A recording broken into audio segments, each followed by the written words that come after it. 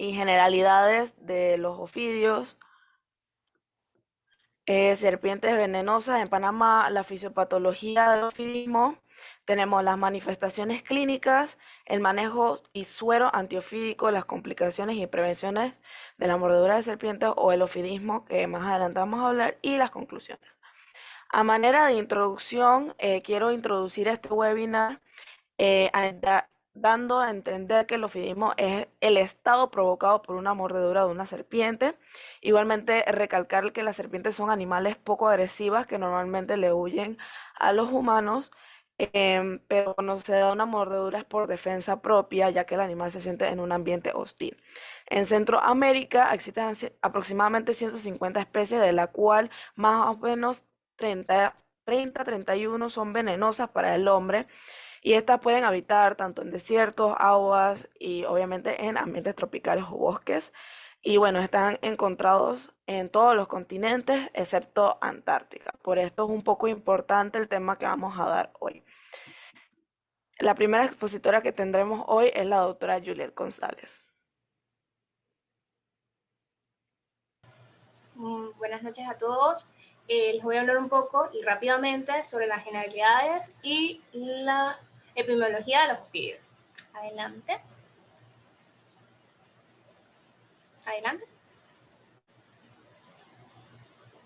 Pues bien, en el tema de hoy nos vamos a centrar en las serpientes. Tenemos que conocer que las serpientes pertenecen a la clase Reptilia, clase Lepidosauria, orden Escomata y suborden Ophidia. Las mismas aparecieron en el periodo Cretácico de la era Cenoica hace aproximadamente 135 millones de años. Tal como mencionó la doctora Wilma, se distribuyen alrededor de todo el mundo, excepto en las zonas polares, y actualmente se conocen que existen acerca de 2.400 especies distribuidas alrededor del mundo. Entonces, una característica que ellas tienen es que sobreviven gracias a su caza, y esta resulta a través, en algunas especies, de secreciones glandulares o salivales tóxicas que nosotros conocemos como veneno. Esto es para lograr la inmovilización de la presa y favorecer a la digestión de la misma. En cuanto a la epidemiología global, según datos de la OMS, al año ocurren entre 1.2 a 5.5 millones de mordeduras. De las mismas, 421.000 a 1.841.000 resultan ser mordeduras venenosas. Y al año ocurren entre 20.000 a 94.000 defunciones, siendo esto un punto importante para que este tema se tome como problema de salud pública. Adelante.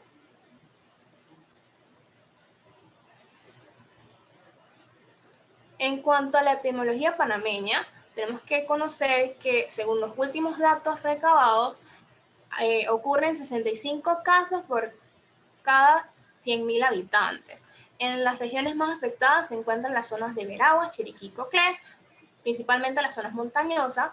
La población afectada es mayormente las personas que se encuentran en edad reproductiva en los tiempos de los meses lluviosos, especialmente en los meses de mayo y noviembre, dado entonces la importancia de tocar este tema ahora que se comenzaron las lluvias. Y esto recae en que, como mencioné, es un problema de salud pública. ¿Por qué? Según datos de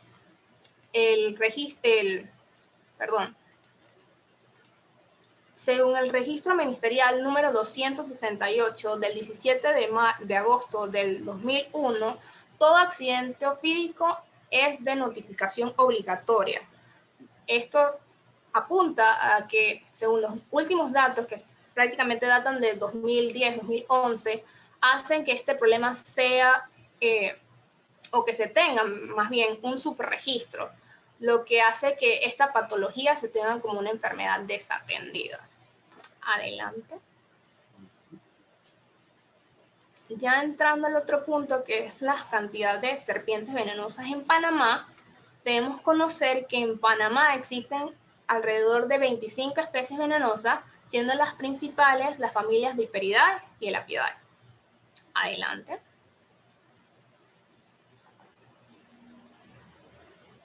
Adelante. Esto aquí nada más para mostrar las diversas especies que podemos encontrar y el porcentaje de ataques que se pueden tener. Entonces, en cuanto a la familia de Lapidae, tenemos a los Micrurus, que estas rehuyen al contacto humano. En Panamá se encuentran 8 especies y es la que conocemos como las típicas corales. También encontramos a la Pelamis platurus, que esta únicamente se encuentra en el Océano Pacífico y de características sobresalientes que esta no cuenta con un suero antiofídico específico. Adelante. Ya, entonces para las familias Viperidae, que es la que nos tiene de más importancia, es que son consideradas de mayor peligro, no rehuyen el contacto humano, y la representante más común en Panamá es la Botrops aster, que es la que conocemos como X, terciopelo, barba amarilla o fer de lanza. Adelante.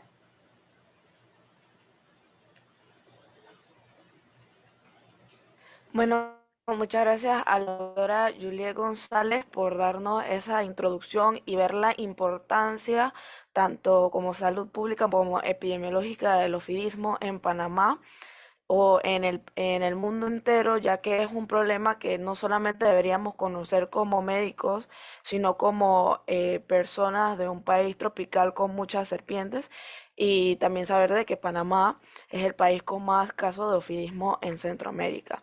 Así que es un tema muy importante en nuestro país y nosotros que estamos estudiando medicina.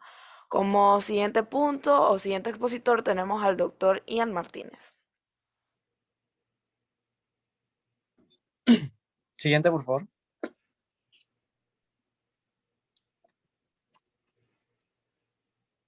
Bueno, fisiopatología. Para entender bien la fisiopatología, primero tenemos que conocer el veneno, su generalidad, su componente y cómo cada uno de los componentes actúa en el cuadro que se presenta en el paciente. Entonces, primero, este es un veneno, el cual es una secreción exocrina en las glándulas salivales que posee funciones digestivas y defensivas, que básicamente le sirven al ofidio para la inmovilización, matar a la presa y iniciar lo que es su digestión. Entonces, a nivel de lo que es la naturaleza, es la secreción con mayor, más rica en enzimas y en proteínas de alto peso molecular, las cuales tienen propiedades tóxicas. Es un veneno altamente viscoso por su cantidad de sólidos, 25%, del cual el 90% corresponde a proteínas y polipéptido de alto peso molecular. Eh, Otro dato muy importante es que de acuerdo a los distintos tipos de género de la serpiente, asimismo va a ser el veneno, o sea, porque hay ciertos géneros donde el veneno tiene mayor predominancia sobre un efecto hemorragíparo, como sería en el caso de los accidentes por Botrops, o un efecto neurotóxico en el caso de los Microrus o los Elápides. Siguiente.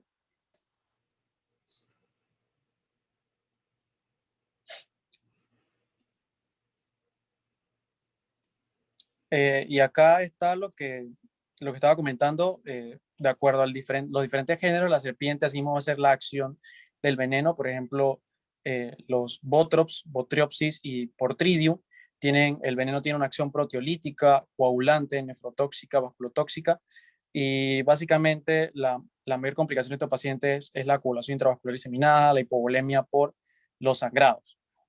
En el caso del género Lachesis, lo más importante aquí es el síndrome de excitación vagal, pero también tiene un efecto procoagulante. Luego voy a ahondar sobre lo que es el síndrome de excitación vagal que se presenta en el accidente por Lachesis. En cuanto al género Microrus, de la familia Elápide, lo más predominante en cuanto al veneno es el efecto neurotóxico, que la mayor complicación que presentarían estos pacientes es la parálisis de los músculos respiratorios, que bueno, representa una urgencia. Siguiente.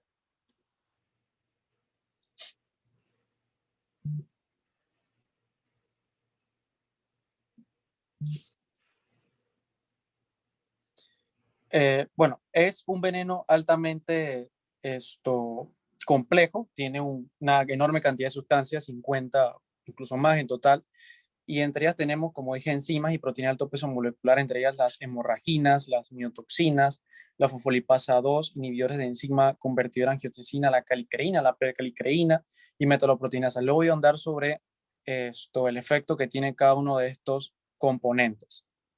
La hipotensión que presentan estos pacientes tiene múltiples mecanismos. Puede ser, por ejemplo, secundario a vasodilatación producto por ejemplo, la percalicreína, la calicreína o los inhibidores de la enzima convertidora de angiotensina. Pero también puede sumarse el efecto de la hipovolemia por que el líquido en el espacio plasmático se filtra hacia el intersticio, lo que se denomina tercer espacio, o las hemorragias a nivel de la piel y mucosas, por el efecto hemorraquíparo de los diferentes componentes del veneno. La nefrotoxicidad puede ser directa o indirecta, directa por componentes nefrotóxicos presentes en el mismo veneno, o bien agravado por otros factores como la hipovolemia, la rhabdomiólisis, de manera iatrogénica también por el consumo de AINES que se le administran al paciente o bien aminoglicósidos, y una complicación muy importante que se presenta sobre todo en el accidente por Botrops sería entonces la coagulación intravascular diseminada, que también representa una urgencia, donde existe una liberación masiva del factor tisular, que posee la capacidad de activar tanto a la vía intrínseca como a la vía extrínseca, la cascada de la coagulación, y mediar entonces producción desenfrenada de trombina, consumo de plaquetas y pues un cuadro de hemorragia muy importante. Siguiente. En cuanto a los mecanismos de los diferentes componentes, por ejemplo, la fosfolipasa 2 representa el componente más importante de los venenos, es responsable de los efectos miotóxicos, cardiotóxicos, nefrotóxicos, del efecto hemorragíparo, el efecto anticoagulante y antiagregante. Las hemorraginas son metaloproteinasas, las cuales producen lesión de la pared del endotelio, median también lo que es la liberación del factor tisular. También se encargan de la digestión de proteínas de la matriz extracelular, de la mionecrosis y de lo que es la hemorragia tanto local como sistémica, que eventualmente lleva a gangrena de miembros y pues amputación de miembros. Neurotoxinas. Las neurotoxinas, como dije, no están presentes en todos los géneros, principalmente se encuentran en el género Microrus, y de acuerdo a la severidad del cuadro, el paciente puede presentar compromiso de pares craneales de manera descendente, lo que vamos a observar.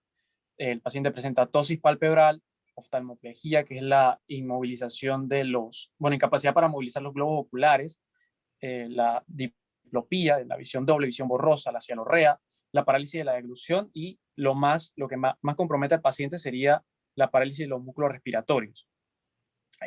Las miotoxinas producen en el paciente un dolor, debilidad muscular, y por compromiso o por la muerte de las células musculares se produce entonces hiperpotasemia o hipercalemia secundaria. La mioglobina que estaba presente en las células musculares pasa porque filtra a nivel de los túbulos renales y produce obstrucción, llevando entonces a falla renal aguda.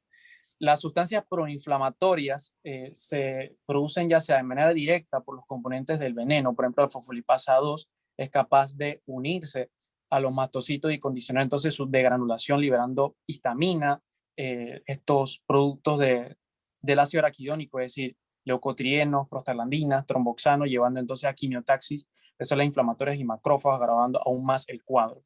Y las nefrotoxinas, como dije previamente, puede ser mediado directamente por componentes del veneno o bien por otros situaciones que ocurren en el paciente, como por ejemplo la hipovolemia, la rhabdomiólisis, ciertos medicamentos, glomerulonefritis hemorrágica, etc.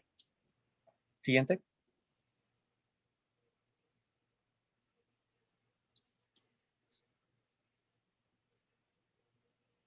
Ya entrando en lo que son las manifestaciones clínicas, separé las manifestaciones de diferentes accidentes que se presentan en estos pacientes, porque como dije, las manifestaciones dependen mucho del género, porque de acuerdo al género, el veneno tiene cierto componente predominante y cierto efecto en la fisiopatología.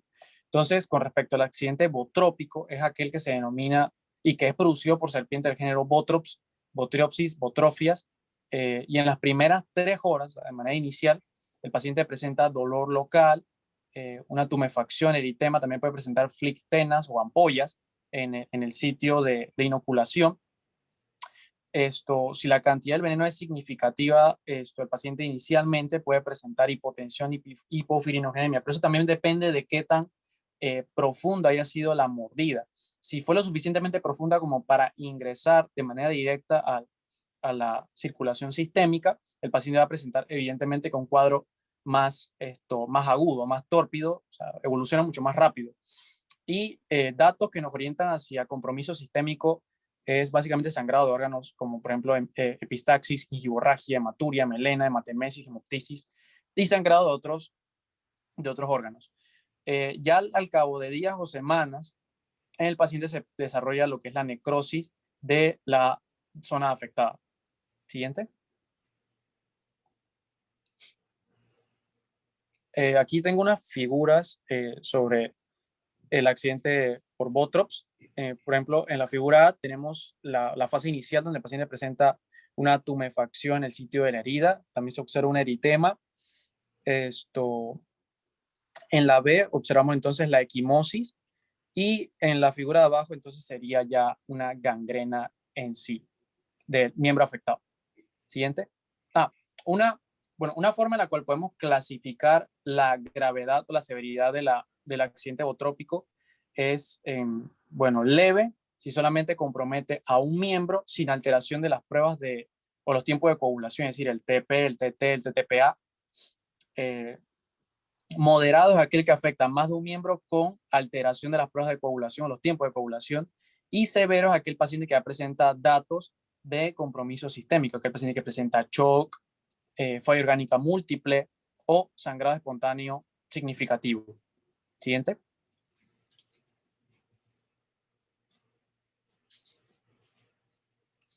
Con respecto al accidente del acésico, es producido por género Lachesis mutans mutans.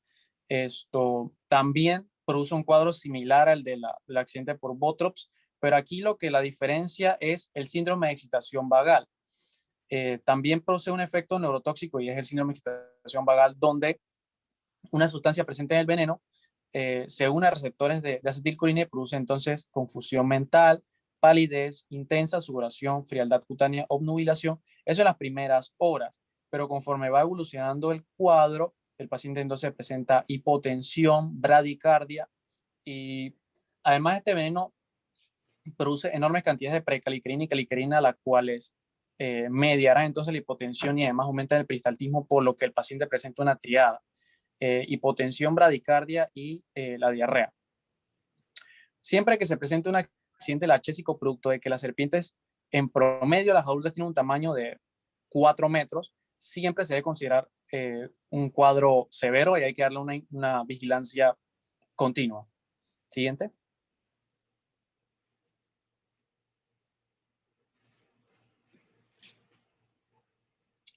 Por último, tenemos el accidente por el ápides, es ocasionado por serpiente del género Micrurus. Estas últimas, en la literatura no hay muchos casos de mordedura por esta serpiente porque se considera poco agresiva. Si un paciente presenta una mordedura por este género, básicamente es producto de su imprudencia o mala manipulación, mejor dicho, buscado. Porque es una serpiente, como dije, poco agresiva. Y en la primera hora, en sí el paciente no presenta un dolor significativo, no presenta flictenas, eritema, solamente presenta la parestesia, adormecimiento de la región afectada y aparece entonces lo que dije al cabo de horas, la fase neurotóxica. El paciente presenta tosis y compromiso de los pares craneales de manera descendente, tosis, oftalmoplejía, diplopía, visión borrosa, y lo que más compromete al paciente, como dije, es la parálisis y los músculos respiratorios. Y ya de manera más tardía también pueden aparecer alteraciones urinarias, hematuria, y la hematuria también puede conducir a oliguria, anuria y eventualmente a falla renal aguda. Pero lo importante de este accidente es la neurotoxicidad y el compromiso de los pares craneales de manera descendente. Siguiente.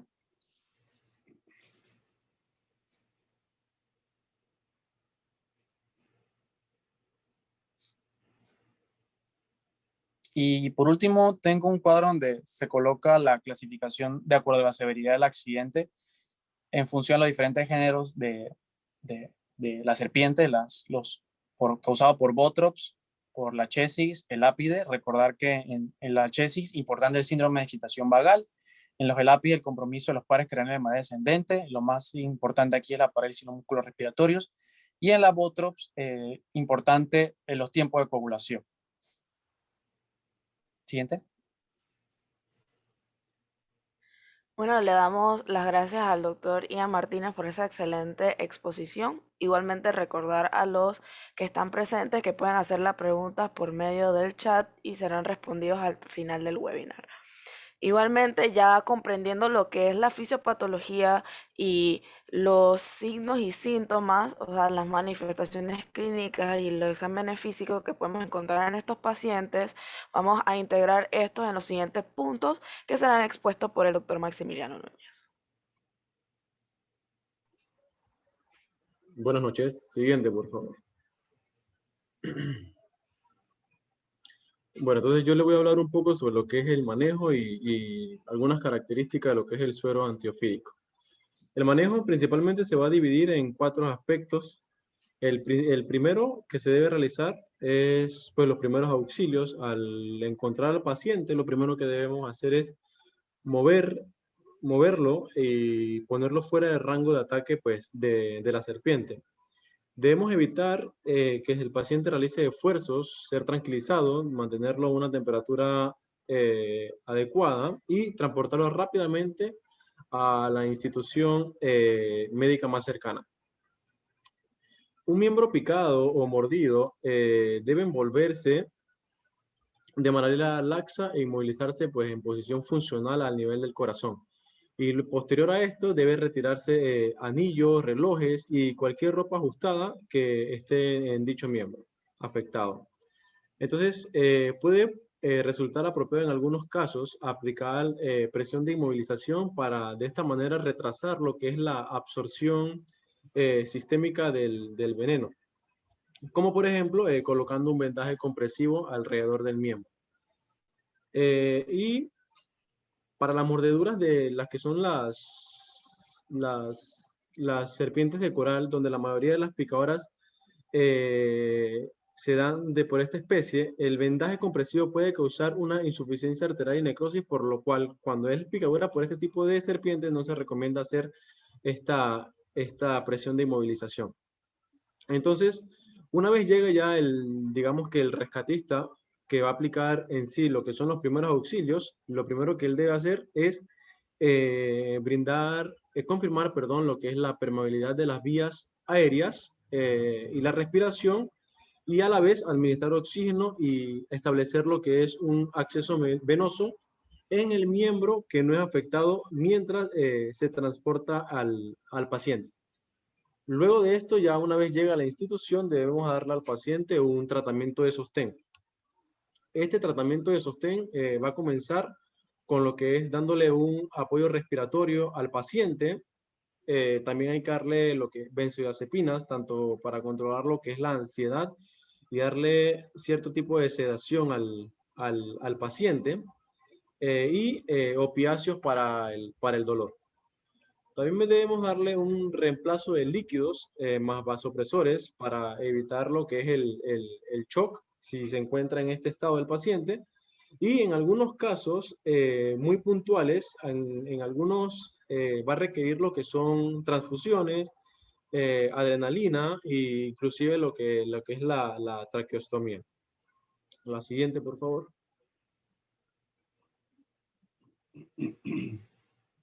Entonces, luego de estos 2 primeros pasos, se le debe aplicar al paciente lo que es el antiveneno. Entonces, hay que saber que el antiveneno, junto con la terapia sintomática intensiva, el antiveneno aquí va a ser lo que es la piedra angular del tratamiento. Entonces, para pacientes ya con cualquier grado de envenenamiento mayor al leve. Entonces, actualmente hay 2 tipos de los cuales voy a hablar de antivenenos, que son para los crótalos, que va a ser el antiveneno FAP polivalente inmunitario derivado de ovinos. Entonces, esto va a ser, la efectividad de este antiveneno pues está relacionada tanto con el tiempo y las dosis. es más efectivo en la prevención del daño tisular inducido por el veneno cuando éste se administra de manera temprana. Y pues va a ser menos efectivo si se demora, pero inclusive va a poder revertir lo que son las coagulopatías y puede ser efectivo aún cuando se inicia 24 horas después del envenenamiento. Este antiveneno es muy seguro, aunque puede causar algunos tipos de reacciones agudas y algunos tipos de hipersensibilidades, las cuales le voy a hablar después. Entonces, este se va a administrar en una dosis de carga de 4 a 12 frascos de la ampolla de FA polivalente, diluida en 250 mililitros de solución salina normal y debe infundirse de manera lenta, más o menos entre 20 a 50 mililitros por hora en los primeros 10 minutos. Luego, si observamos que el paciente no tiene ningún tipo de reacción adversa, entonces el resto de lo que nos resta del antiveneno se debe infundir en la siguiente hora. Entonces, ahora vamos a hablar también sobre cuando hay un envenenamiento por víbora de coral. Entonces, aquí vamos a utilizar un antiveneno contracolar polivalente derivado entonces de este caso de equinos. Este va a darse una dosis de 5 frascos ampollas para la sospecha de envenenamiento y cuando ya hay confirmado se le pone 10 a 15 frascos de ampollas adicionales si aparecen los síntomas. Entonces, la dosis de este antiveneno es similar para los adultos y los niños. Entonces, esta recomendación de dosificación puede reducirse durante digamos, la escasez nacional de antiveneno de serpiente coral.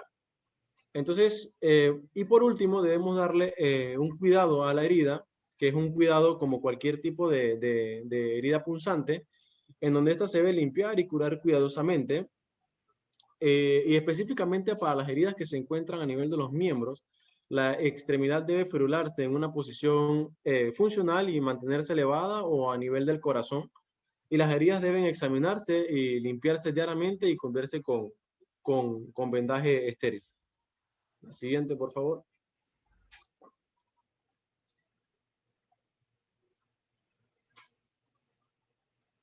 Ok. Vamos a hablar ahora sobre las complicaciones. Dentro de las complicaciones, yo las dividí en 3, de acuerdo a lo que encontré. Más frecuentes, las que se dan a largo plazo y las que se dan por el suero.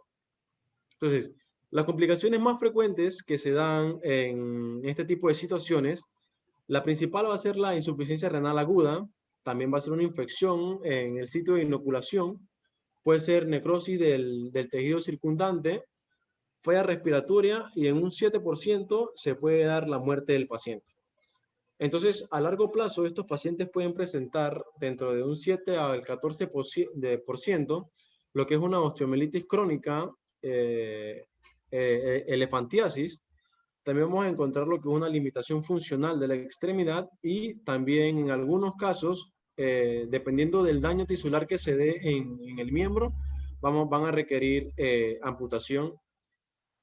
Y por último, dentro de las complicaciones vamos a encontrar que son las complicaciones propias del suero. Vamos a tener 2 tipos de hipersensibilidades que van a cruzar el suero. La primera, va a ser la hipersensibilidad tipo 1, que aquí el paciente va a tener pues rinorrea, lagrimeo, prurito, taquicardia, hipotensión, y pues digamos que es la segunda causa de hipersensibilidad que se produce por el suelo. Y la principal va a ser la hipersensibilidad tipo 3, también conocida como la enfermedad del suero, que esta pues puede desarrollarse y se manifiesta 7 a 21 días después del tratamiento. Entonces se manifiesta ya sea con fiebre, artralgias, angioedema, urticaria y linfadenopatías. Una vez que los pacientes presentan este tipo de hipersensibilidad, deben ser tratados con bloqueadores H1 y también corticoides orales. Siguiente, por favor.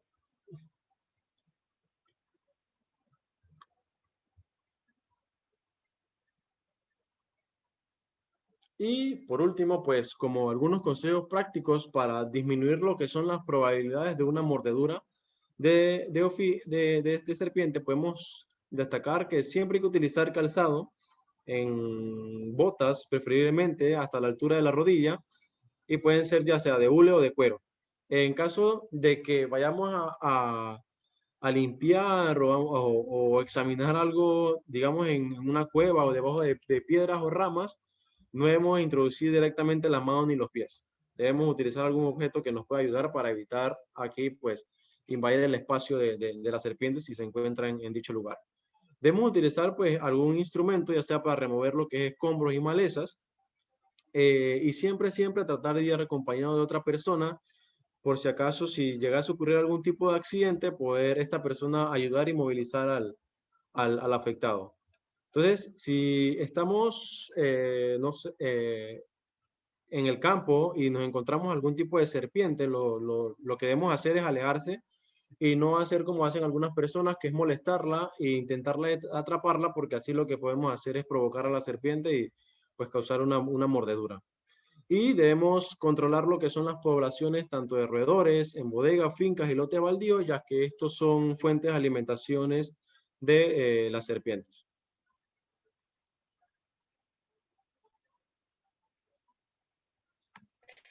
Bueno, excelente exposición por el doctor Maximiliano Núñez. Como hemos visto, hemos explicado lo que son desde las generalidades, cuáles son las familias que se encuentran mayormente en Centroamérica, específicamente Panamá. Igualmente, los síntomas y signos que tienen los pacientes y cómo se debe tratar. Pero lo más importante es la prevención. En un país como Panamá, que es el país con más ofidismo en Centroamérica, debemos tener en cuenta de que toda serpiente que nosotros nos podemos encontrar puede ser potencialmente una serpiente venenosa. Consejo del doctor Núñez en cuanto a dejar la serpiente sola y no tratar de apañarla, ya que puede provocar una mordedura. A forma de conclusión, me gustaría resaltar varios puntos en lo que hay que las dos familias de serpientes venenosas aquí en Panamá son la Viperidae y la Dapidae. Tenemos que saber que los venenos de las serpientes son secreciones muy ricas en enzimas y toxinas de la naturaleza. Entonces están compuestas por múltiples moléculas tóxicas y responsables de varios efectos fisiopatológicos, como vimos. Dependiendo del género que haya provocado la mordedura, se pueden dar signos y síntomas totalmente diferentes al otro. Igualmente, como creo que he repetido 3 veces ya, siempre la prevención, es decir, en el campo, eh, prevenir, no acercarse, tratar de tener, como dijo mi compañero, botas hasta la rodilla para prevenir mordeduras. Igualmente, si se da el caso de una mordedura, retirar a la persona del área o la distancia de ataque de una serpiente, llamar a las autoridades para poder dar transporte, ya que como vimos con el doctor Martínez, el, los efectos adversos al tiempo o a esperar más horas es peor. Igualmente, como mencionó el doctor Núñez, al más temprano colocar los antisueros o antivenenos es mejor. Igualmente, tener en cuenta las dosis adecuadas y siempre como manera no solamente de estudiantes de medicina, sino como personas que viven en un lugar tropical con muchas serpientes, es tener en ir a lugares con em, pastos altos y, como dijo el doctor, en lugares con em, muchos equipos guardados, porque pueden ser el lugar donde o el ambiente donde se esté una serpiente. Entonces, lo más importante de esto, creo que llevar ya a finalizar, es la prevención más que nada y en caso tal saber manejar una para poder darle el antisuero a un tiempo temprano. Muchas gracias. Igualmente pueden hacer sus preguntas en el chat. No sé, doctor, si tiene alguna pregunta.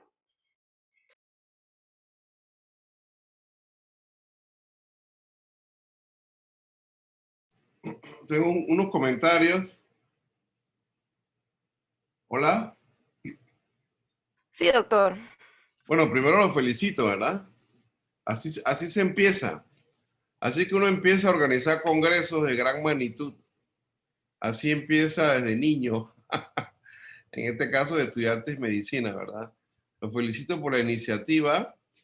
Como bien dijiste, es un tema de problema de salud pública. Ahí debe estar ubicado y no dudes que hay un subregistro. A pesar de ese subregistro, ya lo has dicho, Panamá encabeza la lista en cuanto a casos por población y específicamente el área de Soná. El área de Soná implica una gran cantidad de mordeduras de ofidio. Hay dos grupos de personas que son mordidos por ofidios. Las personas que viven en el hábitat, la mayoría de ellos son campesinos, lamentablemente. Y el segundo grupo son personas que van de paseo, son personas que se consideran exploradores o les gusta la naturaleza, quieren ir al campo, quieren ir a la selva, cosas de esas, y no toman las suficientes medidas de precaución para tratar de estar alerta o estar protegido y de tal forma de que no sean mordidos por una serpiente. Estos son los dos grandes grupos. Obviamente los más comunes, los más frecuentes son la gente que vive en el campo, que hace labores de agricultura, etcétera, y son los que están más expuestos. El sitio más frecuente de mordedura es el tobillo. Es por ello que es muy buena la recomendación de cuando están en el campo, cuando están en estas áreas tal vez desconocidas, tengan una protección hasta las rodillas, porque la mayoría, más del 60% son, o 70%, son mordeduras a nivel del tobillo. Esta es una enfermedad, llamémoslo así, que no la vemos en las ciudades, porque las serpientes no están en las ciudades, están en el campo. De allí que el médico de atención primaria, que es el primero que va a recibir estos pacientes mordidos por serpiente, son médicos generales, la mayoría de ellos, y luego entonces tendrán que referirlo a un hospital. Pero en ese centro de salud es donde se va a dar la atención primaria, es donde debe estar presente el suero antiofídico, porque esto depende del tiempo, depende de la cantidad de veneno que ha inyectado la serpiente en la extremidad o el sitio donde dio la mordedura, de tal forma que imagínense que pasa una hora desde que se da la mordedura hasta que llega al primer centro de salud o al primer encuentro con una atención en salud. Y resulta que ahí no hay el suero antiofídico. Entonces, a trasladarlo a otro sitio, otra hora más, ya van 2 horas perdidas en la cual el veneno está circulando en la sangre de esa persona, de ese paciente, ¿verdad? Otra cosa que depende también, como les decía, es la cantidad de veneno inyectado. Cuando la serpiente no ha comido en semanas o en días, pues ha acumulado mucha cantidad de veneno y todo eso lo va a descargar en esta víctima que es mordida por esa serpiente. ¿Qué más les puedo decir? Cuando estos pacientes nos llegan a nosotros cuidados intensivos, afortunadamente este año no ha llegado ninguno. Son pacientes que ya están muy avanzados, que están muy graves, que están en falla orgánica múltiple, ya están coagulopáticos, falla hematológica, ya están en falla renal, ya están en falla respiratoria, tienen una gran pérdida de líquido, están en hipotenso, tal vez están en falla hemodinámica. Entonces, acuérdense que la traqueostomía no se hace por la mordedura o por el veneno, la traqueostomía se hace cuando el paciente está intubado, ya completo, intubado endotraquealmente me refiero, conectado a un ventilador, ya llevamos 12 días, 13 días, en ese tiempo ya empieza a lesionarse la mucosa de la tráquea y el peligro es que se necrosa la mucosa de la tráquea y te hace una fístula al esófago. Acuérdense que los anillos traqueales como una C, en la parte cartilaginosa está hacia adelante, está anterior, pero la parte posterior de la tráquea es una membrana muy delgada y el vecino inmediato es el esófago. Entonces, lamentablemente, cuando el paciente tiene más de 12, 13, 14 días, hay una isquemia y necrosis en la parte posterior de la tráquea y eso genera una comunicación anormal con el esófago que está atrás, que se llama una fístula traqueoesofágica y es un dolor de cabeza. Entonces, para evitar eso, se hace la traqueostomía. Todo paciente que el día 12, el día 14 máximo, está intubado y nosotros consideramos que va a seguir intubado, hay que hacerle traqueostomía. Hay artículos que proponen que se haga entre el día 8 y el día 10 la traqueostomía, ¿verdad? Y otra cosa que quería agregar, acuérdense, la cantidad de ampollas que utilizamos no es en base al peso o a la edad, sino a la probable cantidad de veneno que el paciente haya recibido durante la mordedura. Así que eso de que dosis para niños, dosis para adultos no es, sino que es para la misma cantidad de veneno, hay que administrar la misma cantidad de suero antiofídico, independientemente si es un niño de 3 años o un adulto ya mayor de 60 años, ¿verdad? Eso es lo que quería agregar así muy rápidamente y no sé si hay preguntas, comentarios, pues, a los profesores, a los que presentaron. Sí, doctor, hay una pregunta en el chat que dice que en caso tal de mujeres embarazadas que sufren un accidente ofídico, las dosis de suero serían igual a un adulto normal y si en estas pacientes requieren algún manejo adicional. Sí, es igual porque tú lo que necesitas es bloquear la cantidad de veneno. Si al paciente, sea un niño, sea un adulto de 50 años, sea una mujer embarazada, esta serpiente le inyectó durante la mordedura, vamos a decir, 5 mililitros de veneno, eso es lo que tú tienes que ir a bloquear, tanto en el niño como en el adulto, como en la mujer embarazada. En ella, pues sí, igual que los otros, el tema qué tipo de veneno podrá ser y el tema de la coagulación, ¿no?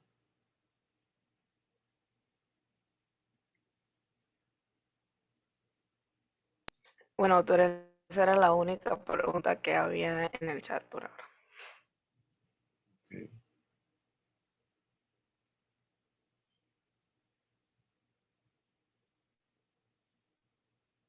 Yo creo que lo hicieron bastante bien, los felicito.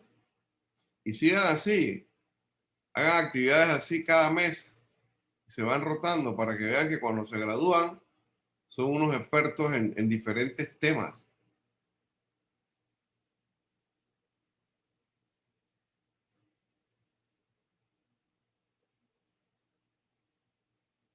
Gracias, doctor.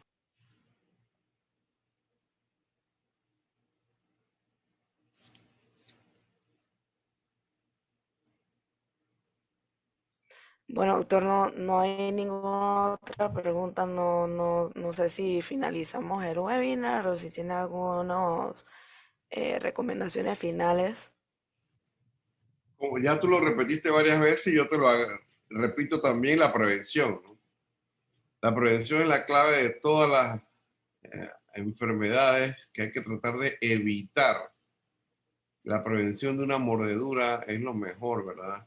Y si vamos al campo, si vamos a la selva, si vamos a conocer áreas desconocidas, pues no olvidar protegernos. Botas hasta la rodilla, ahí lo dijeron muy bien, no es meter la mano en orificios, en cuevas, tratar de tener un palo, un bastón o algo, con eso uno moviliza varios sitios donde va a pasar y así de esa forma puedes prevenir de alguna manera estas mordeduras, ¿no?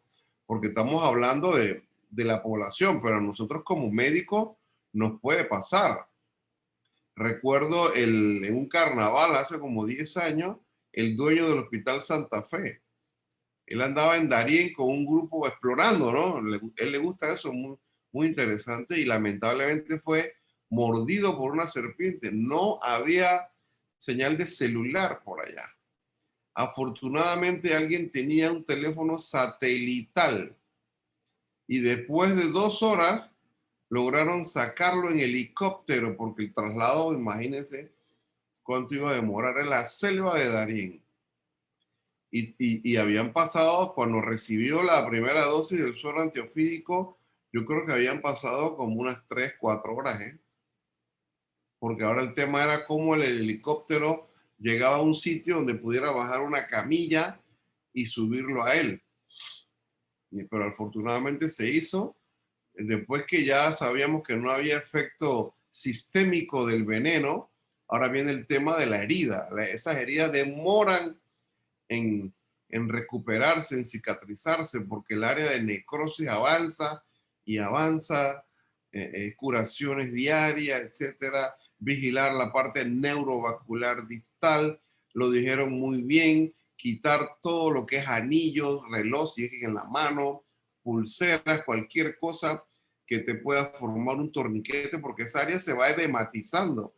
El edema es muy grande y hay que vigilar el llenado capilar distal para ver si ese paciente no hay que hacer una fasciotomía y liberar el compartimento para que haya una buena perfusión sanguínea a la extremidad, ¿verdad? Así que, bueno, yo los felicito nuevamente y repito, sigan así, ¿no? Felicidades. Muchas gracias, doctor. Bueno, con estos últimos comentarios que pienso yo que son unas recomendaciones muy sabias del doctor, le damos final al webinar. Ok, chao.